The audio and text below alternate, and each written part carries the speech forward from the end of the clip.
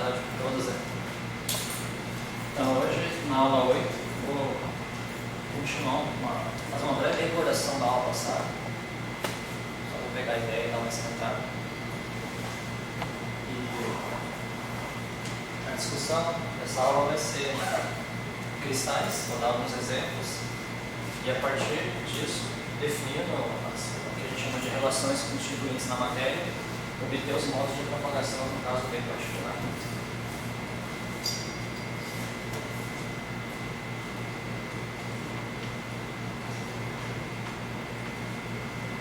Recordando e também complementando algumas coisas que eu deixei lá no passado.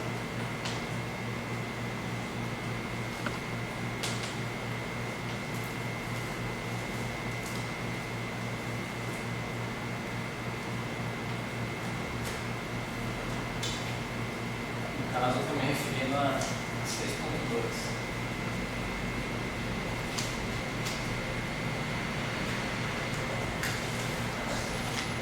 Parece que ainda não foi disponibilizado o vídeo, então é complicado porque não apareceu. Vou fazer uma breve recapitulação para não sair.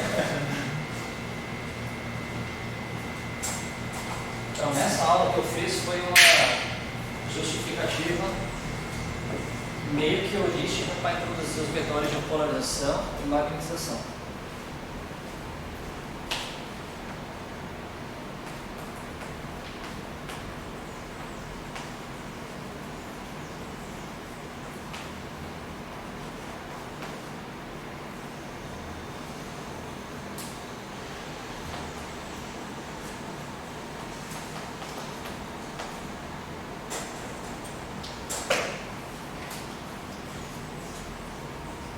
Em resumo, a ideia é o seguinte: eu comecei a analisar o caso elétrico e magnético separadamente. Então, eu pegava e colocava um caso elétrico primeiro.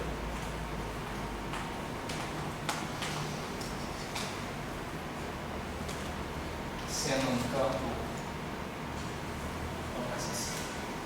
se aplicava um campo externo no material, esse campo uniforme, estático.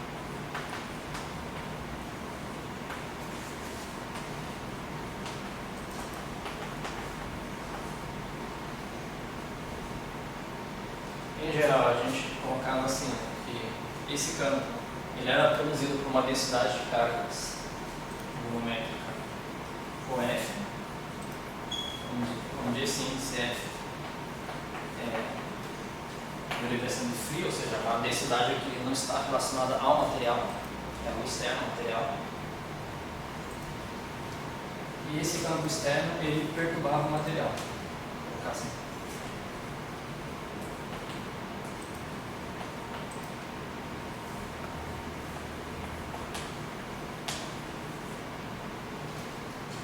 Ou seja, mandava cargas positivas para um lado, cargas negativas para o outro, e isso mexia na densidade de cargas.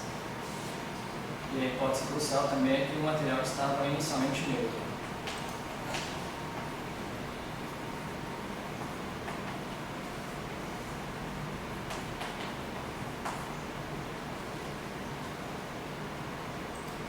Então, esse campo externo vai fazer que há uma perturbação do material, ou seja, vai ter um deslocamento de cargas. E esse deslocamento vai gerar uma resposta no campo do próprio material para responder a esse campo externo.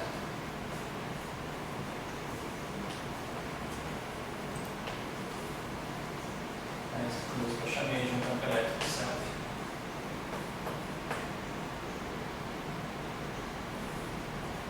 E esse campo elétrico era produzido por uma densidade fotométrica que eu chamei de ρB, uma densidade superficial acima B, onde B a gente denota em certo balde, ou seja, algo ligado ao material. Então esse campo aqui é o campo que o material produz em resposta ao campo externo.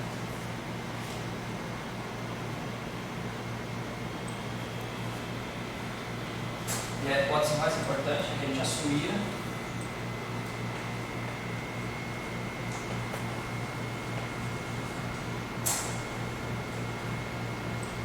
que existe um vetor chamado polarização expressão, que é esse P aqui, em que esse vetor é responsável pela descrição dessa densidade de carga volumétrica superficial.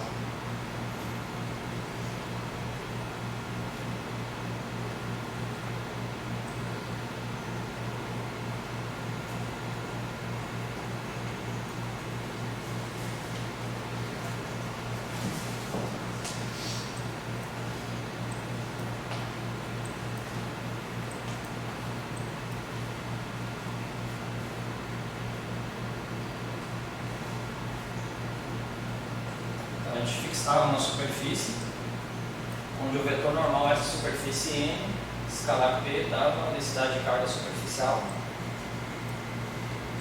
E isso implicava que a nossa densidade de carga volumétrica era menos divergente de P.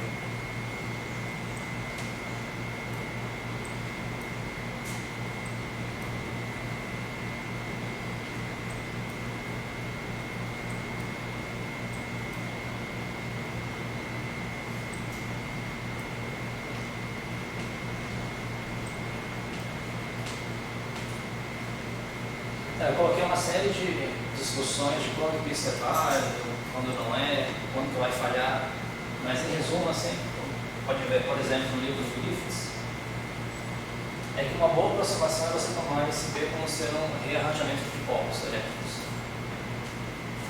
Você pode pensar que vai uma carga positiva para uma carga negativa para o outro, enfim, acaba sendo um dipolo.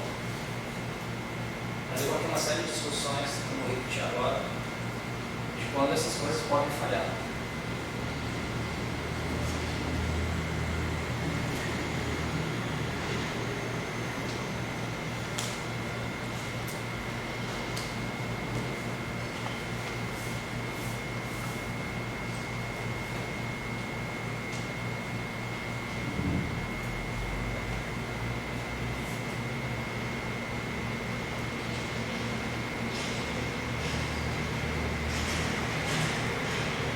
Discussão que se coloca aqui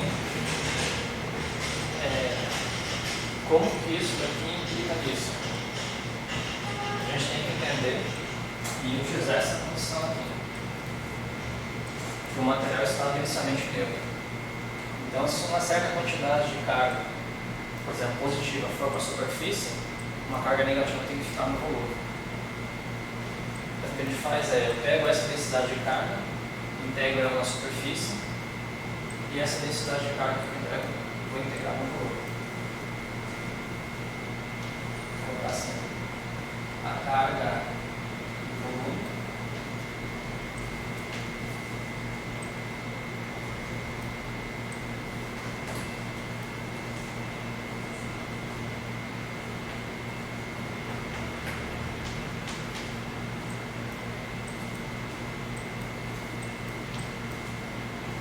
e aqui utilizando a teoria de divergência ficar na integral. A superfície.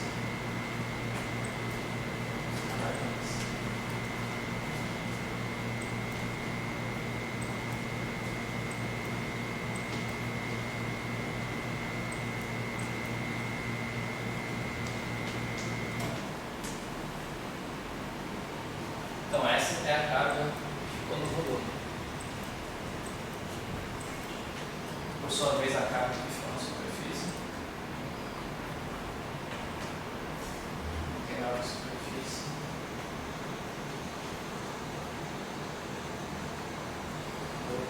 Sigma P.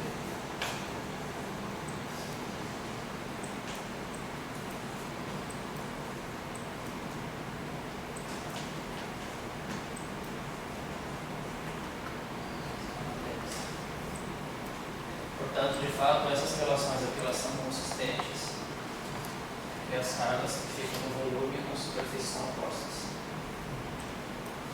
Isso se dá pelo fato de que a gente assumiu que o material estava densamente neutro.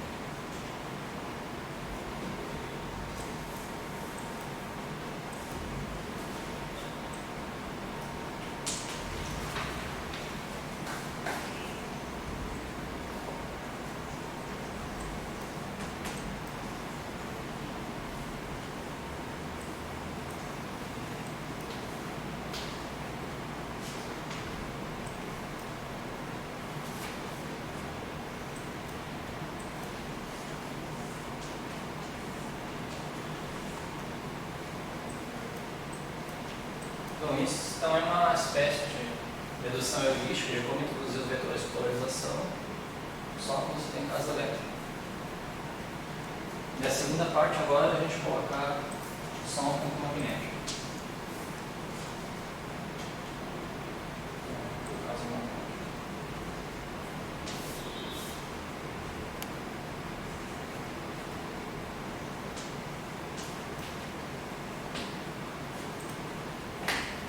A ideia é mesmo, você vai introduzir um campo magnético externo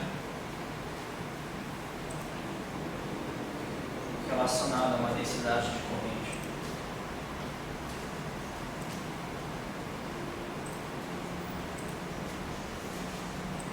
JF, uma densidade externa ao material, e esse campo externo vai perturbar o material produzindo outras densidades de corrente.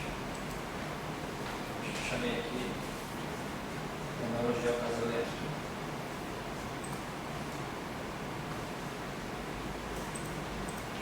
Relacionado a uma corrente, chamei aqui de JB.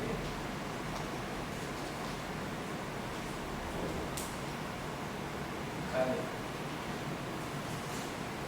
De JB é a densidade de corrente volumétrica, KB é a densidade de corrente superficial.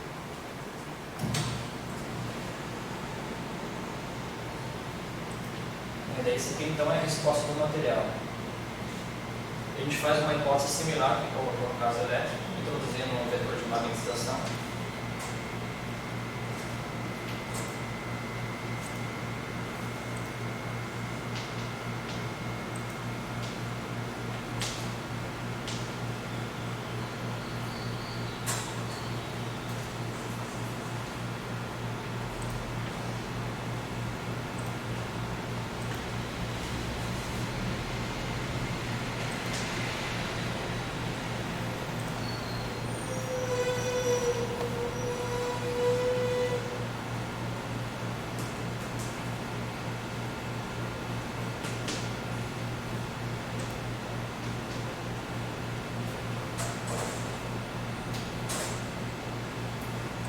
Aqui, esse vetor conseguiu descrever as densidades de corrente superficial, magnetização, vetor normal à superfície. Nossa, vamos ser uma rotacional aqui.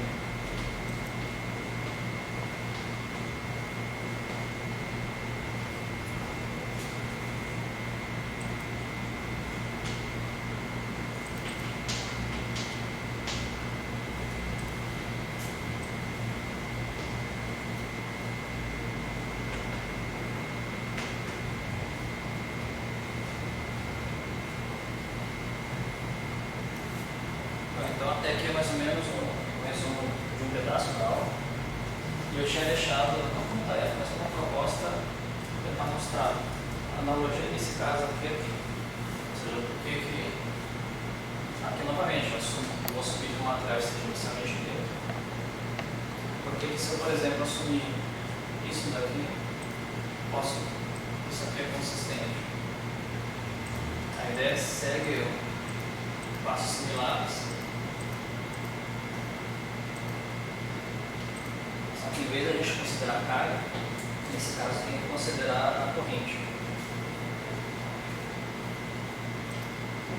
Vamos só fazer essa parte.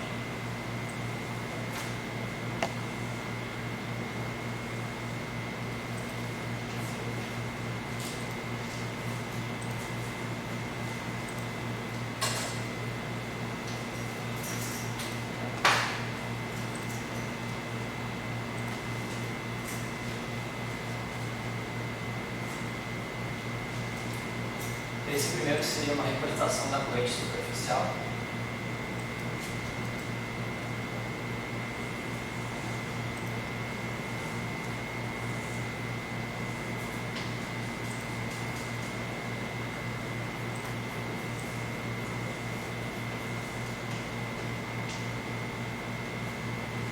E aqui o caso da corrente.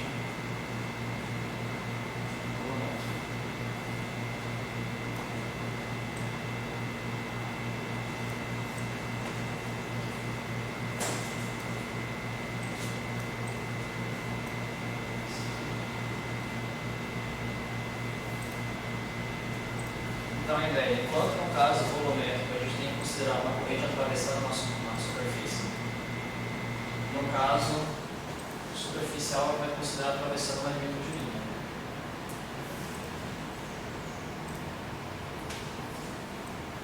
Então, nesse caso, um você vai fazer a integração numa superfície, no outro você vai fazer uma integração numa circulação.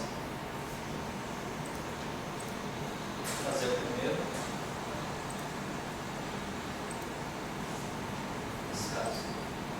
Nesse caso, colocando esquematicamente aqui.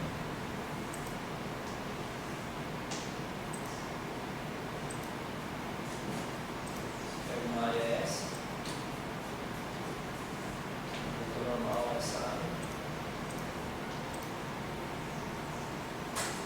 Então, esse daqui a gente está com a nossa corrente.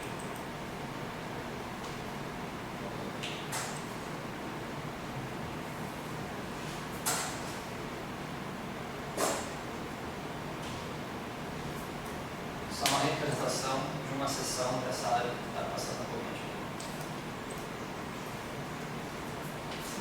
Então, nesse caso, a corrente.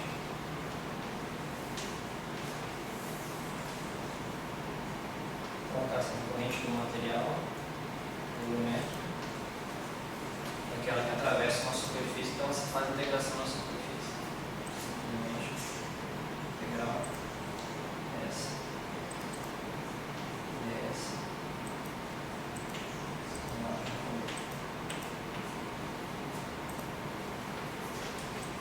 Isso é simplesmente integral rotacional.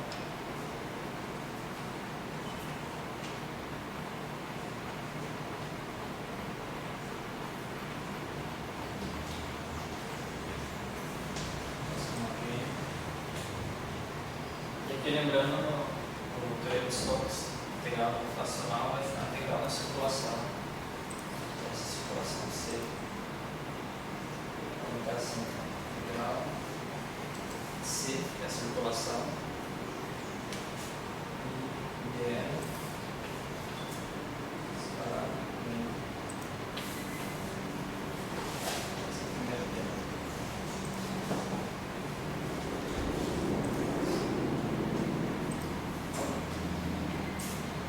Então, esse é a corrente que atravessa essa superfície ds, você vai integrar em toda a superfície. A corrente volumétrica você integra na superfície. Agora, a corrente superficial você vai integrar no elemento de linha, que é o ponto que atravessa essa circulação. Só colocar aqui do lado.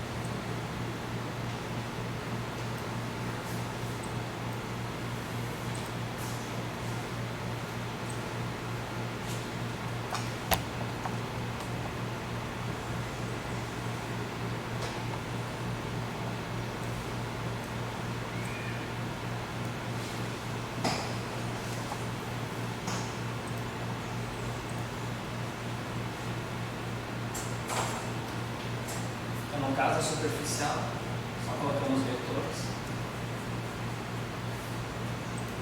Esse é um elemento de linha que eu vou integrar. Aqui seria o vetor normal, superfície.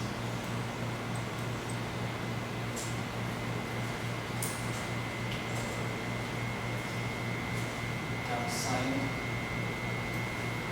ficaria o N vetor dl.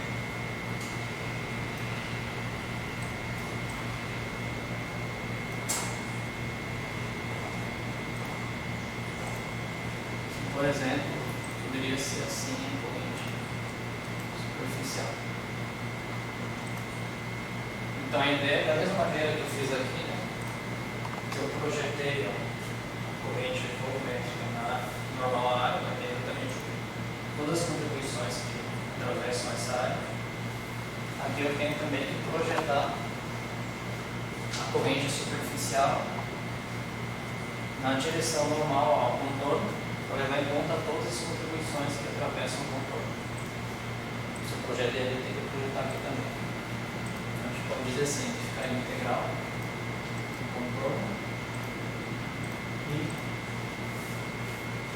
N vetor BR escalar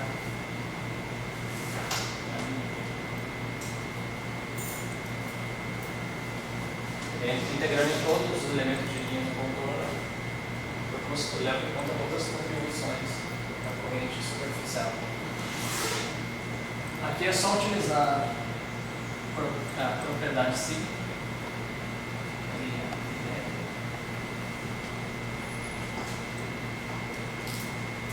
De vez cada um.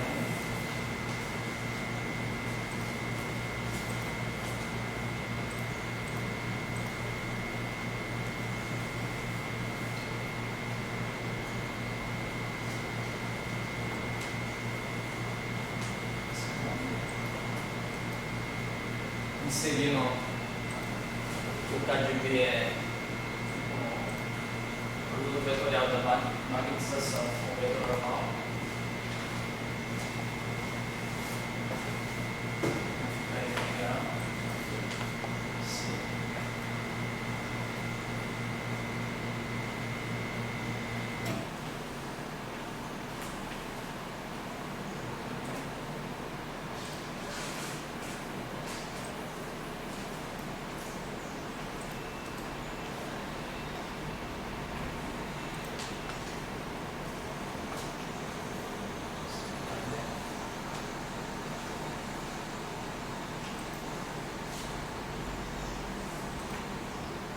Eu vou utilizar uma identidade do produto vetorial,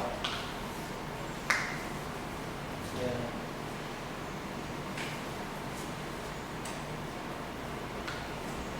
a vetor B por C é igual a menos a B escalar C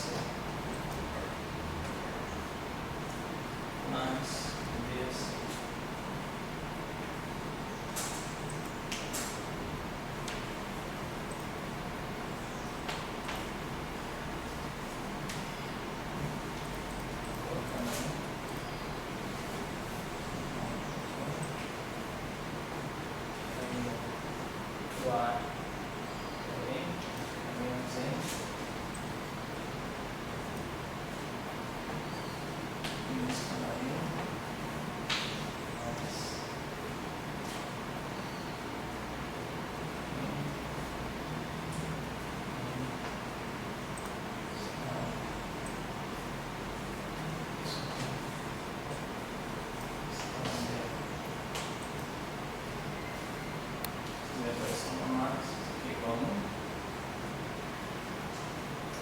resultado importante também.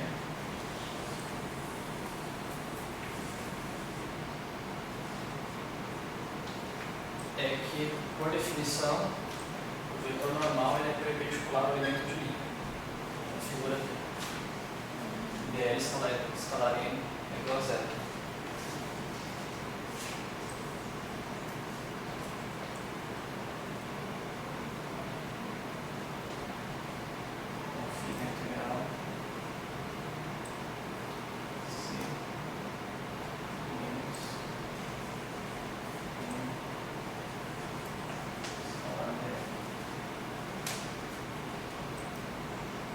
Compara.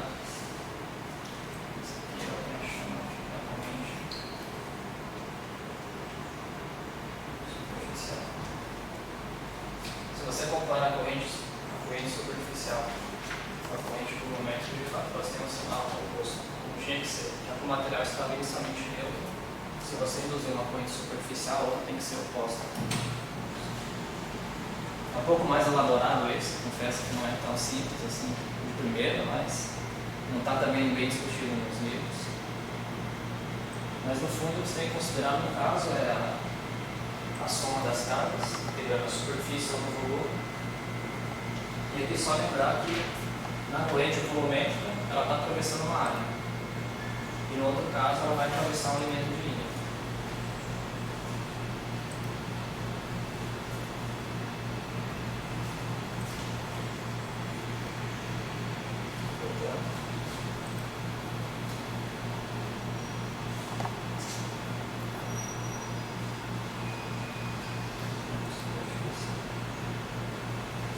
Está relacionado com o material inicialmente mesmo.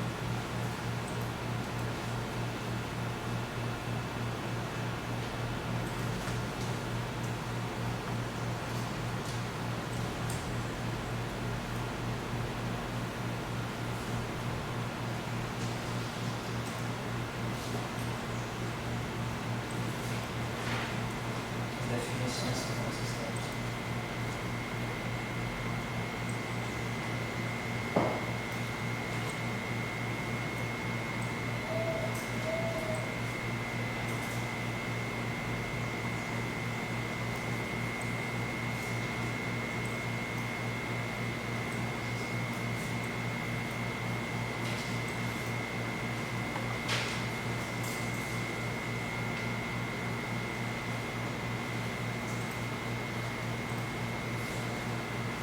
Então isso eu não fiz no aula passado, só para isso aqui é mais uma complementação da aula.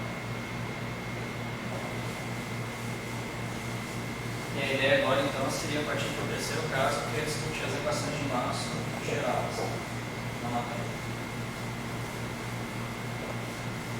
Geral, quer dizer, é uma palavra meio forte, mas assim, na maioria dos casos.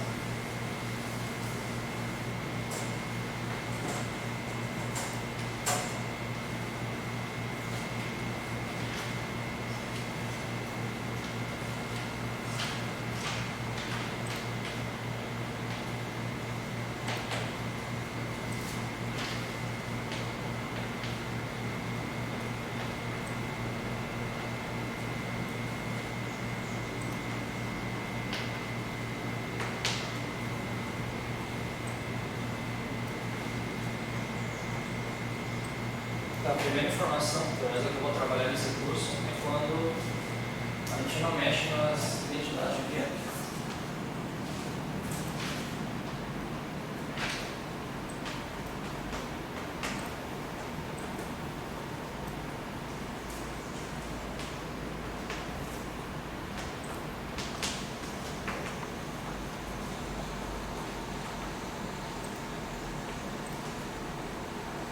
Nesse caso, a gente tem o tradicional divergente de B igual a zero e a lei de Nernst rotacional zero.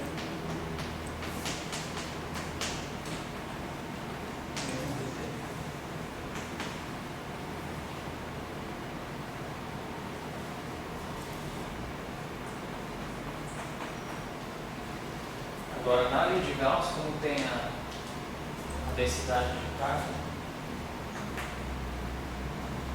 essa vai ser alterada. Divergente de G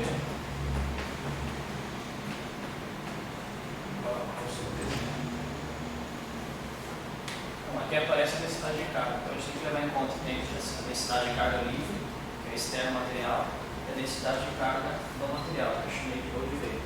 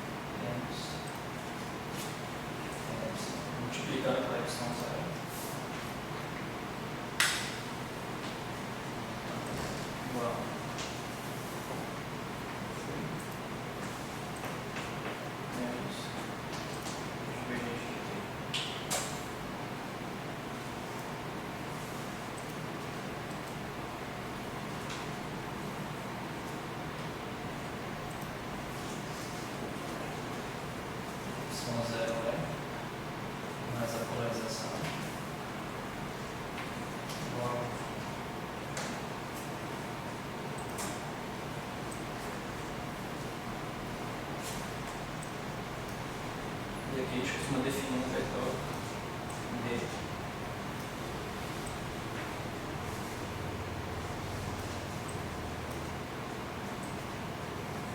Essa aqui é a modificação da lei de Gauss, onde esse D é o ε0 é mais a polarização.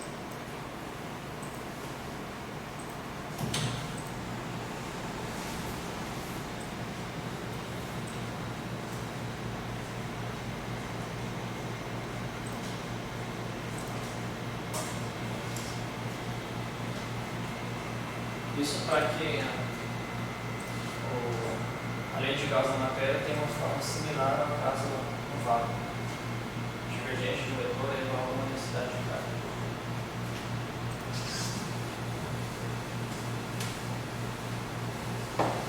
E a segunda modificação agora é você mexer na lei de Ampère-Maxwell.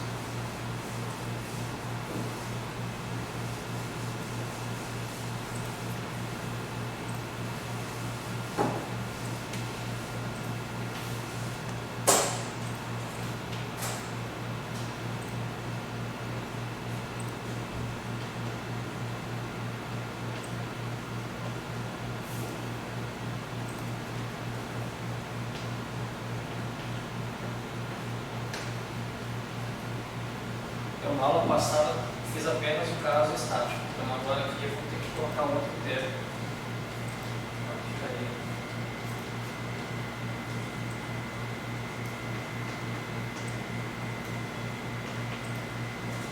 Aqui já fazendo um caso mais geral, aqui você pode ter um campo magnético e um campo elétrico. A equação de Ampère-Maxwell tem 0, mais a correção de Maxwell.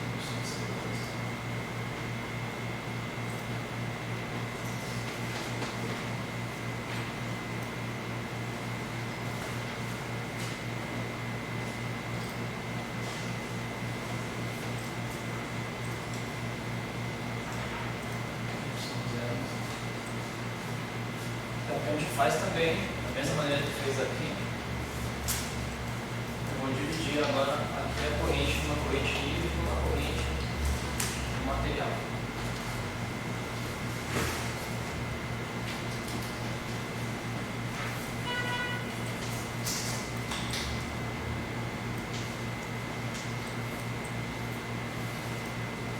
E a novidade que dessa vez aparece é que você tem que colocar também a derivada temporal da polarização.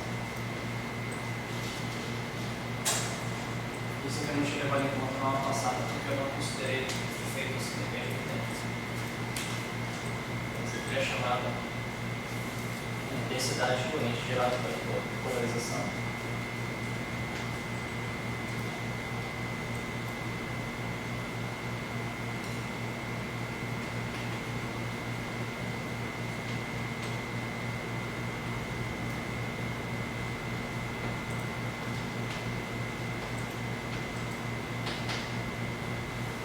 E ela é consistente com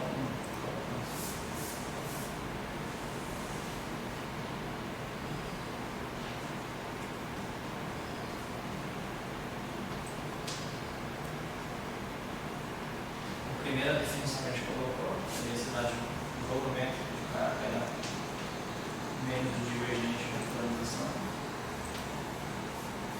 E a conservação da equação da continuidade.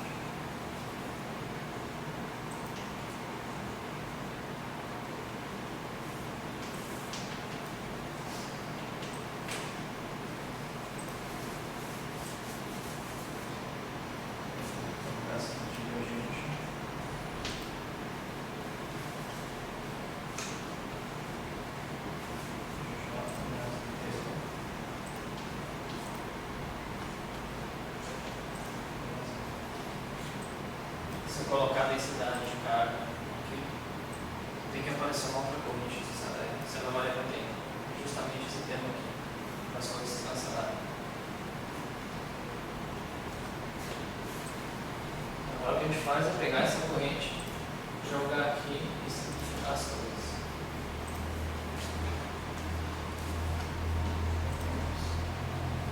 Primeiro dividir aqui inicial.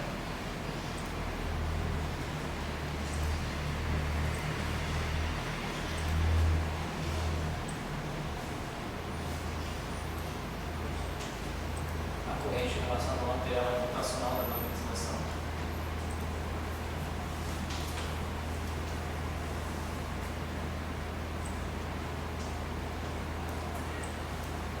O último termo seu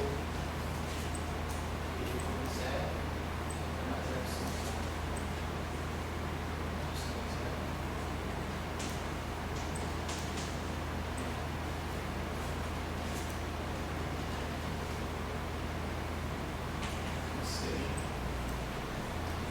Rotacional sobre 0,5 menos M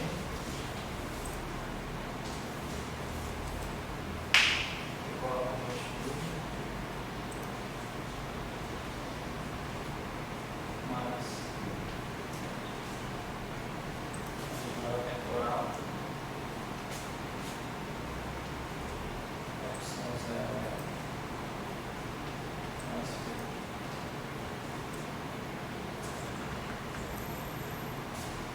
também se costumam colocar na seguinte maneira: rotacional do vetor de H igual a longitude mais a derivada temporal do nosso vetor dele.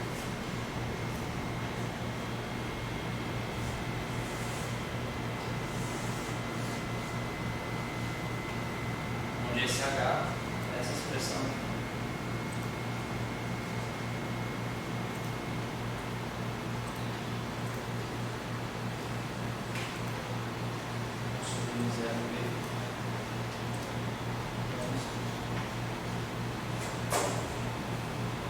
Então essas são as equações de Maxwell na matéria. Vou trabalhar aqui. Ou seja, manter inalterada essa equação. Essa daqui. Modificar a lei de Gauss e a lei de Ampère. Mas uma modificação ainda muito parecida com a equação original. Você tem a equação eletromagnética, a corrente mais um termo de pressão campo elétrico, mas aqui aparece D do campo elétrico, que é o exponente ao campo elétrico na matéria. A observação que a gente tem aqui é que, ao você não alterar essa equação, você, por exemplo, supor ondas planas, você vai ter que a relação de perpendicularidade entre o campo elétrico e o magnético. Isso não é alterado.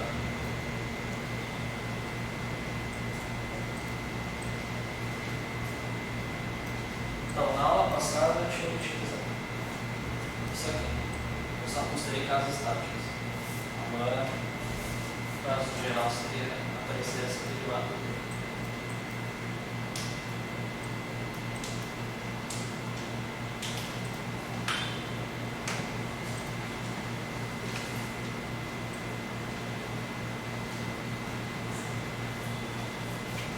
Eu comecei também a falar de a parte da classificação dos materiais. Como que a gente pode agora definir a polarização, a magnetização. Só vou recordar o caso tradicional e o último caso que eu tinha parado na última aula.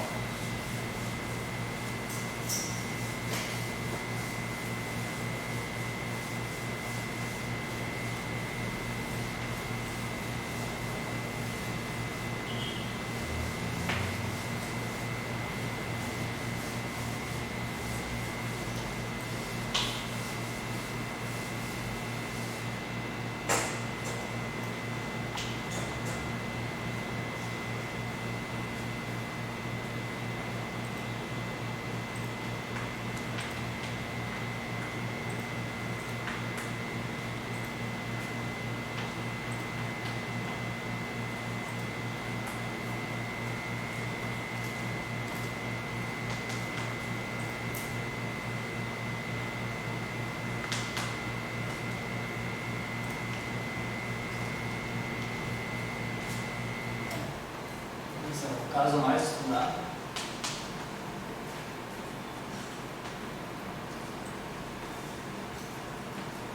é o meio linear homogêneo isotrópico.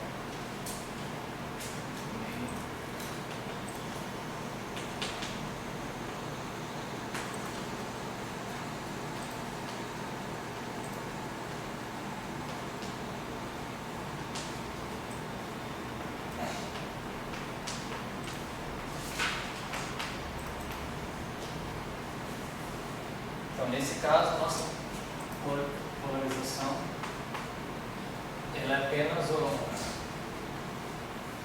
y0, que é vezes 0. Ou seja, linear, porque ela está relacionada linearmente com o campo elétrico. Homogêneo, porque essa constante, eu vou chamar aqui de E, é uma constante, pode ter outros casos que não sejam constante. E isotrópico, porque não tem nenhuma anisotropia aqui. Se você aplicar um campo elétrico numa direção X, por exemplo, você vai gerar uma polarização na direção X. E analogamente o caso magnético. Tinha a mesma resposta, que era que eu coloquei em termos do subir 0 e aqui de vezes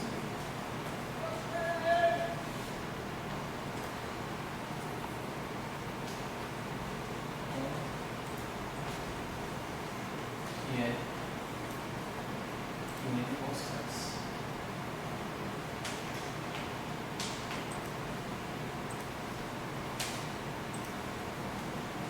Esse é o caso que nós vimos na graduação, talvez só um, às vezes, normalmente.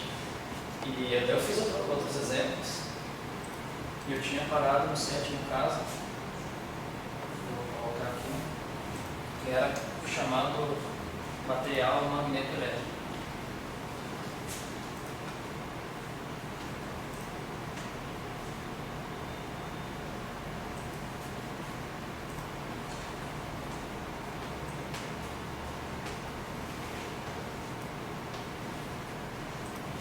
Então, nesse caso, a gente tinha que a polarização colocar-se em termos de componente. Você introduziu uma anisotropia, ou seja, isso que era constante, é só um valor, passa a virar um tensor. Eu chamei de que é IJ. São 0 IJ. Então aqui eu já introduzi uma anisotropia, em outras palavras, eu posso colocar um campo elétrico na direção Y e produzir uma polarização na direção X. Isso aqui então é uma matriz. E o que o pessoal chama de magneto elétrico é porque um campo magnético também pode gerar polarização, também de uma forma anisotrópica. A gente chama de um tensor E componente IJ, 0C VJ. Ou seja, campo magnético podendo gerar polarização.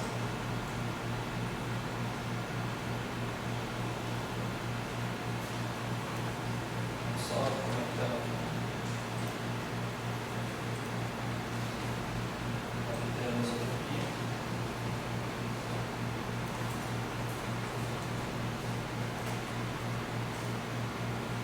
Associado aos nossos tensores IJ.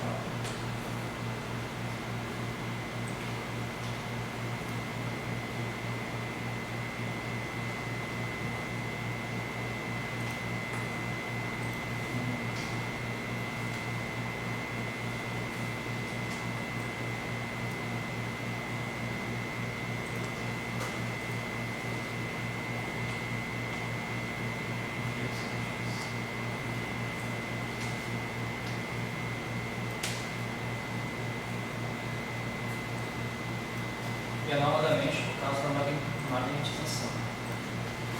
Você tinha agora tem campo magnético e campo elétrico podendo gerar ela.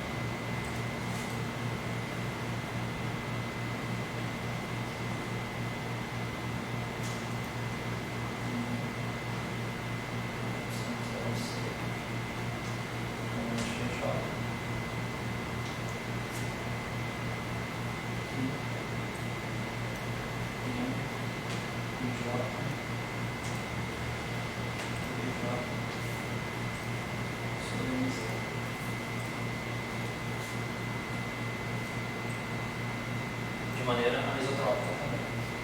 Então, essa questão da notação no sentido de que campo magnético gerando magnetização E aí, campo elétrico gerando magnetização, campo elétrico gerando polarização e campo magnético gerando polarização. A princípio, esses tensores não tem nenhum vínculo entre eles.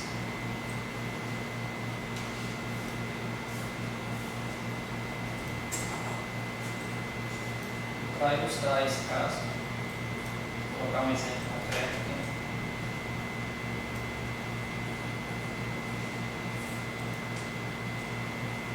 Vou trabalhar com esse exemplo. É um isolante topológico.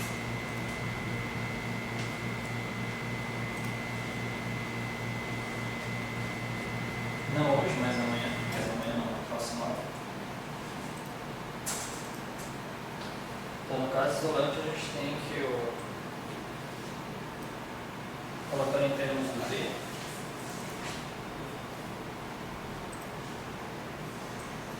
fica linear a campo elétrico, menos uma constante alfa zero, B, menos H, K sobre B, mais alfa zero.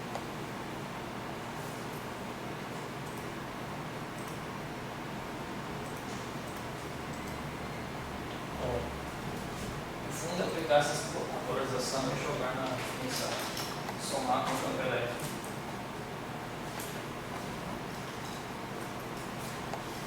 E essas constantes M constantes.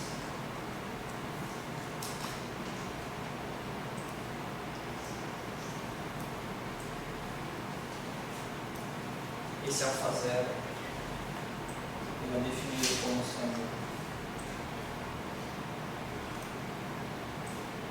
o alfa, raiz das constantes no par, são 0 sobre 0.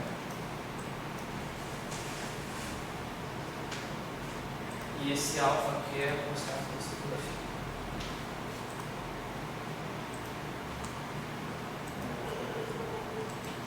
Quadrado, A quadrado C, sobre 4 por 0.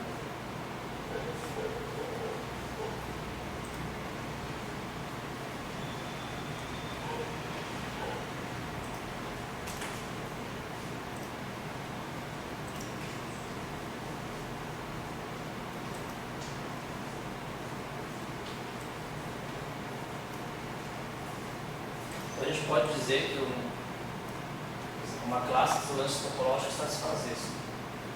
Então, essa classe, no fundo, é um material magneto-elétrico com isotropia.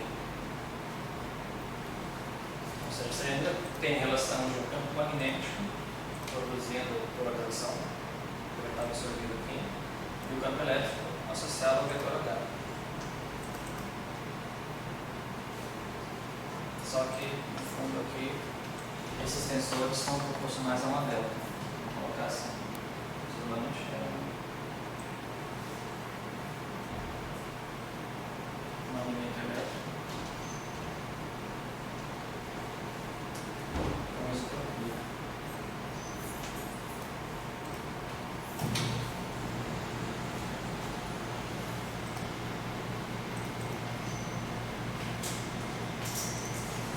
Em outras palavras, aqueles tensores e o J, a menos de constante, são proporcionais a delta de prova.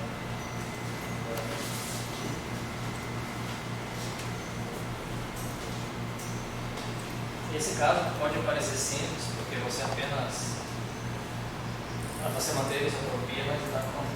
Então, já se contente de sair desse caso aqui. Para isso já é um avanço grande. Nesse material, na próxima aula, eu vou discutir os efeitos Faraday e Kelvin.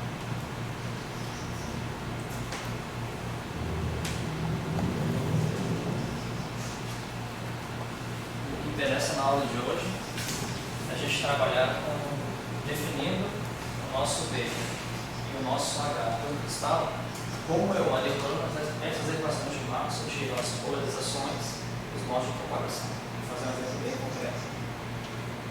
Mas antes compensa eu colocar alguns exemplos de cristais.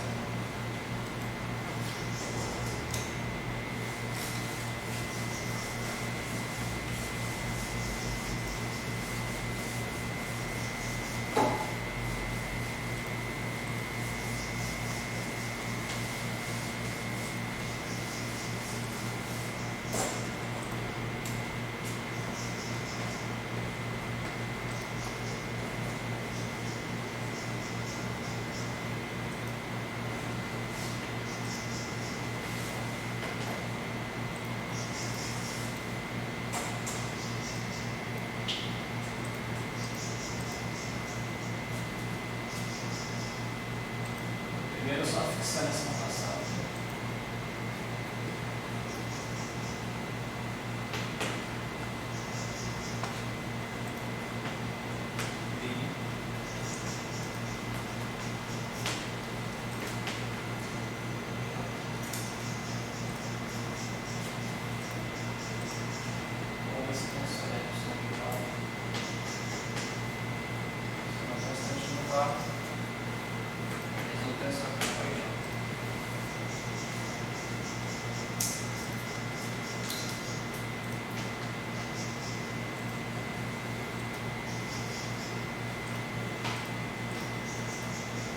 Então, o primeiro caso a gente tem chamado cristal isotópico, em que esse tensor KPJ é proporcional dela.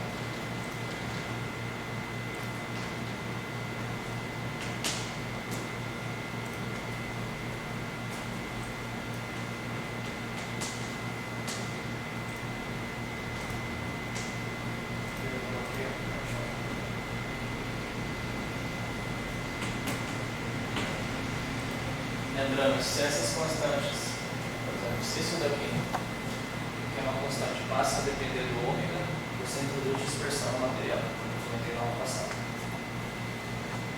Então, eu estou colocando a princípio dependência de ômega na frequência da ômega. O segundo é o chamado cristal conexial.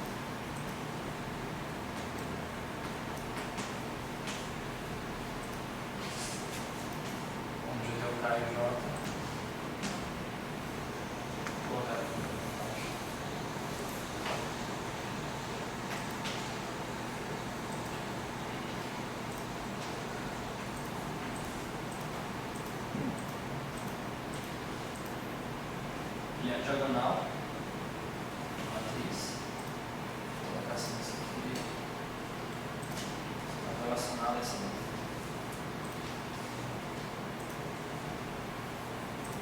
Só que tem apenas duas componentes independentes.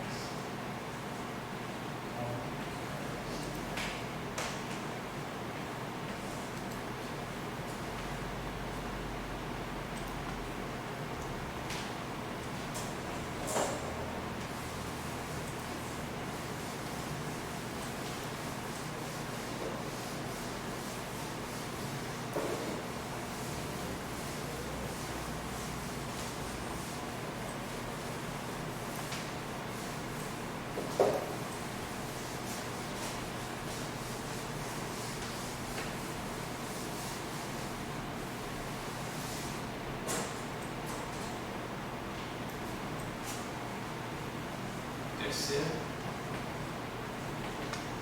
cristal biaxial.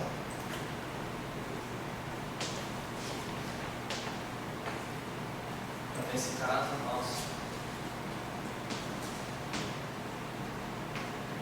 jônio está relacionado com a matriz diagonal, só que agora todas as componentes são independentes.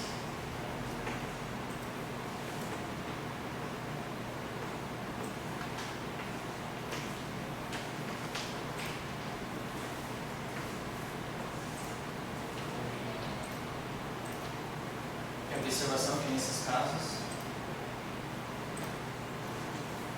você mexe o setor elétrico, mas mantém o setor magnético alterado.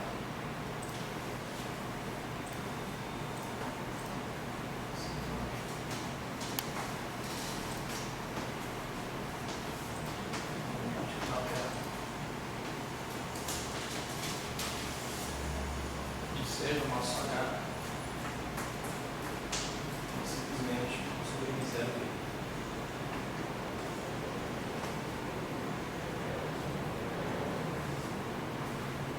em geral, muitos cristais podem ser colocados nessa categoria. Ou seja, isotrópico, só uma função. Inercial, depende de duas funções, calentadores, ionito, e axial, nas 3 graus de libertamento. É só para complementar, existem alguns cristais que é o contrário, você mantém o setor elétrico alterado cristal magnético isotrópico.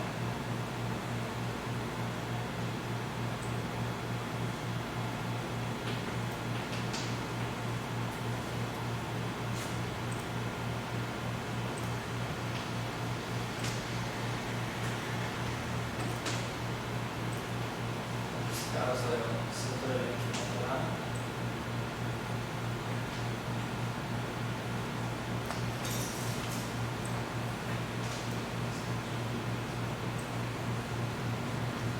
Nesse caso, o nosso D é o Y0E, setor magnético.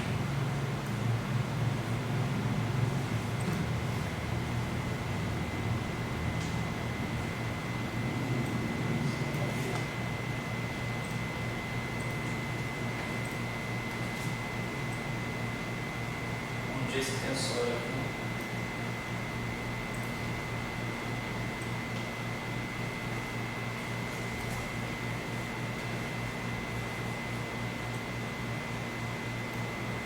Manda toda a seguinte matriz aqui. 0, 0.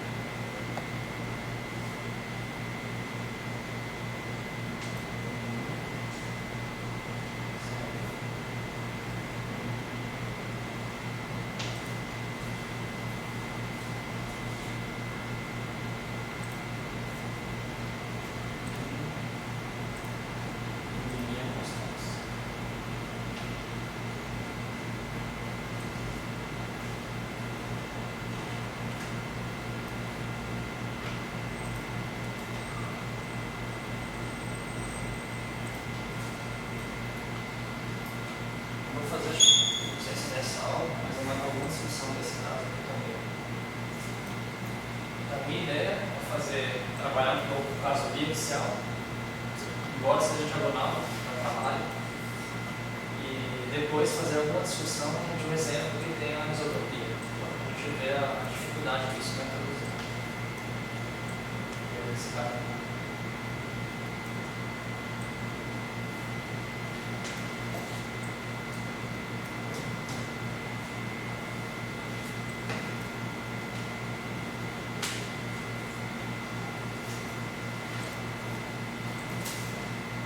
Essa discussão de efeitos na matéria é uma coisa que não é muito bem discutida. E também, pelo menos eu, não tinha muito conhecimento de literatura. Eu vou colocar ao longo desse curso algumas referências, assim, se você quiser procurar. Mas, assim, todas têm na livraria Gênesis, então pode ficar tranquilo. Vocês conseguem encontrar facilmente. Só tendo o nome.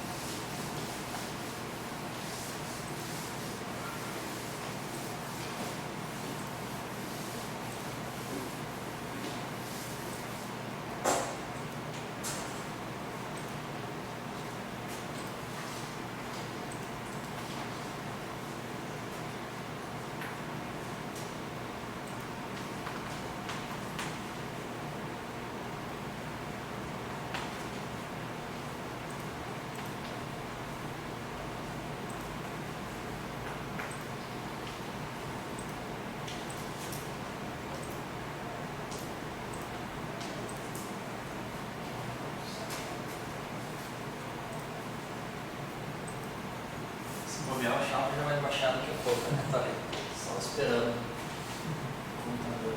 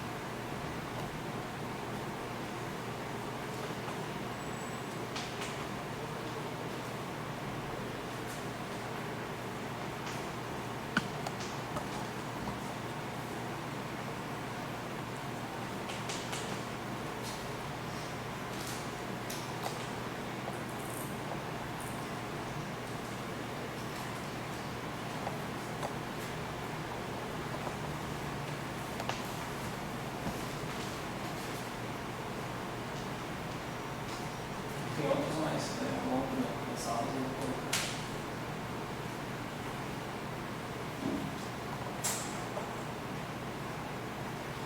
Uma observação interessante que não é trivial, que é porque na maioria das vezes a gente pode trabalhar com um caso em que esses tensores aqui são diagonais.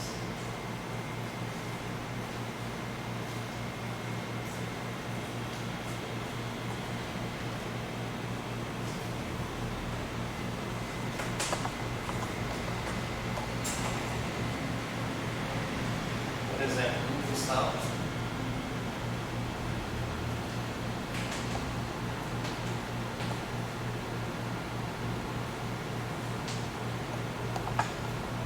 linear anisotrópico.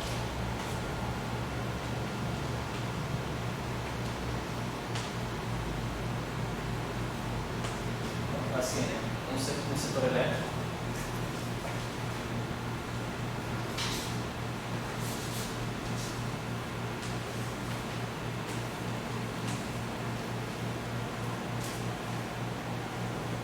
a gente teria, a princípio, o nosso tensor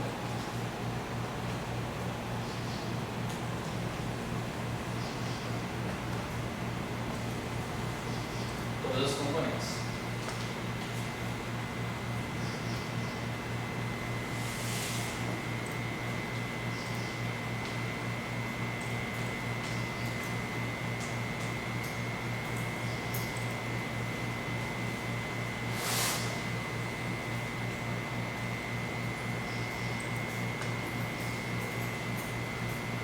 A princípio você tem 9 componentes. O resultado importante é se você está no sistema que não há dissipação, você sempre consegue passar nisso de uma forma diagonal. Mas o importante é que o sistema não pode ter dissipação.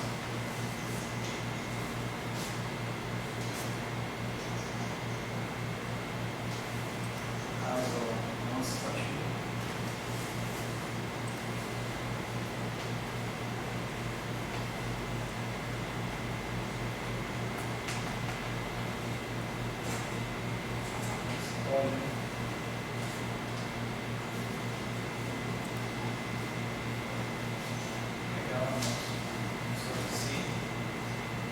Mapear ele de uma forma diagonal.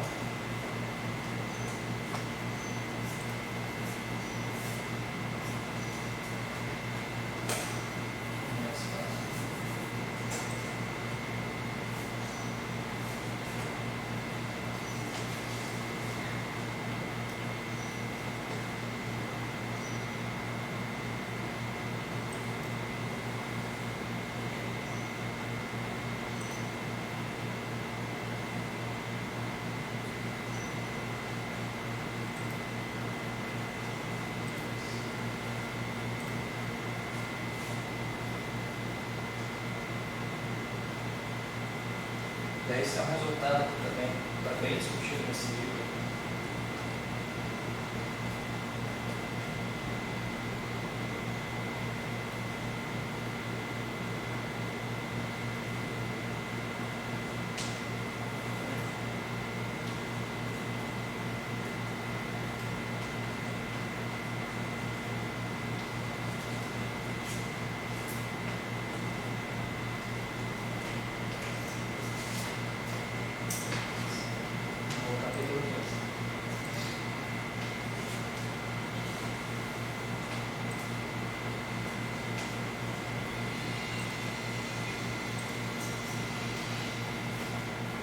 Assim, qual que é a ideia desse livro? Eu não vou poder fazer essa demonstração, mas vou tentar tirar o que o cara fez.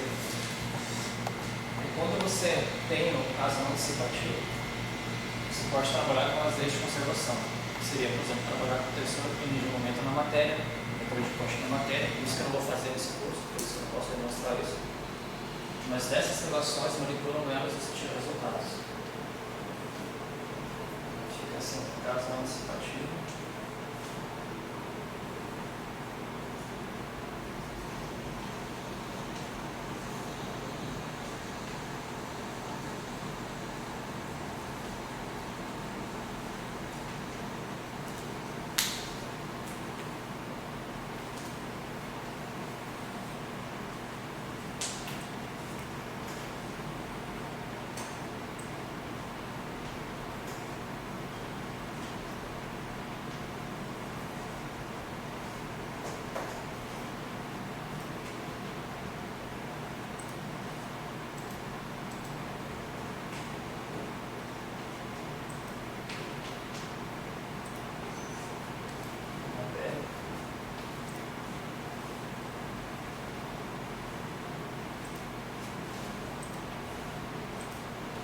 Então, você manipulando essas leis de conservação, você consegue mostrar duas coisas. Primeiro, que esse tensor IJ tem que ser simétrico.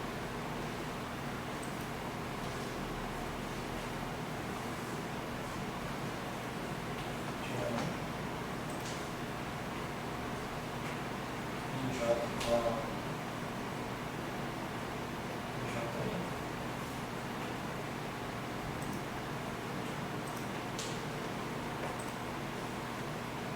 Então aqui você reduziu os 9 graus de liberdade para 6 graus.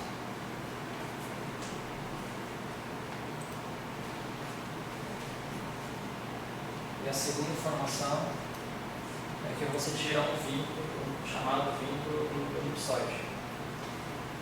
Vou colocar no lado.